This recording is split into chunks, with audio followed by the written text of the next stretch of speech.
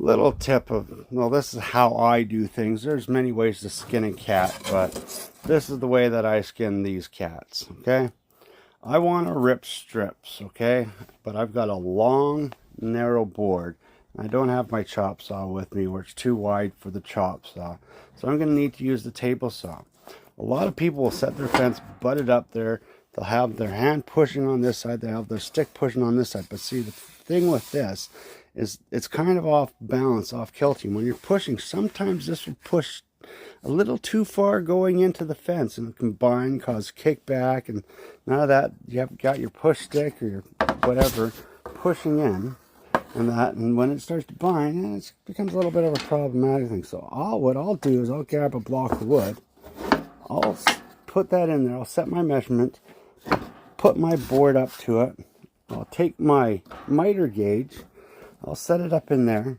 I'll remove that block of wood, and I'll push it through. Therefore, it's not going to bind on the fence, and I have all my pressure on the wide side of the board, the long side of the board, and my body is out of the trajectory of the blade. So if anything does happen, I'm out of the way. So I have full control of this side of the board, and I'm keeping it square with my miter gauge. When I get to the end of my cut, I'll just get there and I'll just push it out of the way. And then that way, like, I'm out of the way. I'm safe. My fingers are out of the way. I'm less chance of binding, pinching, and all that stuff. So that's just one little thing that I do, one little tip and trick. But the other thing that I do is I never cut the narrow side. If I need to just take a little bit off a board, I never cut the narrow side of the board. Okay? Like, I'll never cut like this. The wide side this side, narrow side to the fence. My wide side is always going to be to the fence, and what I'm cutting off is going to be on the opposite side of the blade.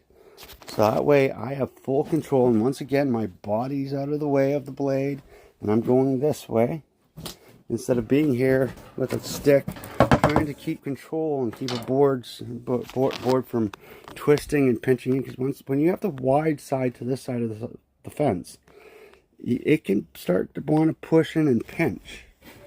So wide side to the fence, cut your excess off. These are just little tiny tips and tricks that I've used for years, and I still have all my fingers. I'm not broken and I'm not dead, so they work for me. They might work for you.